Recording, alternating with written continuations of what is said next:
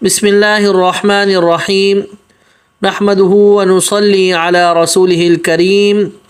1 minute کا مدرسہ، سبق نمبر 64 الحمدللہ سبق نمبر 64 ہے، اور ہر سبق میں 5 چیزوں کا تذکرہ ہوتا ہے: ترجمہ نماز، ایک سنت، ایک کبیرہ گناہ، گناہ کے نقصانات، طاعت اور عبادت کے فوائد۔ ترجمہ نماز میں ہم لوگوں کی التحیات چل رہی ہے، تو عبدہ التحیات میں جو پڑھتے ہیں نا، اشہد ان لا الہ الا اللہ واشہد ان محمدن عبدہ، عبدہ کا کیا مطلب کہ اس کے بندے، عبدہ اس کے بندے۔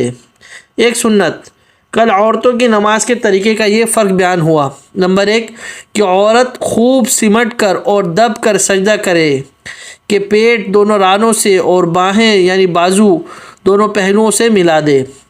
دوسری سنت کہ کوہنیوں کو زمین پر رکھ دے، یہ عورت کا طریقہ ہے نماز کا، سجدے کا۔ اور آج کا سبق سنت نمبر 3 کہ قاعدے میں بائیں طرف بیٹھے، یعنی جب عورت بیٹھے گی سجدے سے اٹھ کر قاعدے میں یا دونوں سجدوں کے درمیان، تو بائیں طرف بیٹھے گی، یعنی اپنے بائیں جو پہلو ہے، بائیں جو کولہ ہے اس کے اوپر وہ بیٹھے گی، تو بائیں طرف کی طرف عورت ہو کے بیٹھے گی، یہ سنت ہے۔ ایک کبیرہ گناہ، بڑے بڑے گناہ جن پر سخت عذاب کی وعید آئی ہیں، ان میں سے ایک بڑا گناہ ہے نامحرم کے ساتھ، نامحرم کے پاس تنہائی میں بیٹھنا۔ کسی بھی نامحرم کے پاس تنہائی میں بیٹھنا یہ بھی کبیرہ گناہ ہے۔ اب ایسی ایک کمرے میں بیٹھے کہ نامحرم بھی بیٹھی ہے، آپ بھی بیٹھے ہوئے، دونوں ساتھ بیٹھے ہوئے، وہ اپنا کام کریے، اپنا کام کر رہے ہیں، لیکن یہ کبیرہ گناہ ہو رہا ہے۔ اگرچہ کوئی بد نظری نہیں ہو رہی، کوئی ایسی بات نہیں کرے، لیکن اس خالی بیٹھنا ہی یہ بھی کبیرہ گناہ ہے، حرام ہے، سخت عذاب کی وعید ہے، اس سے بچنا چاہیے۔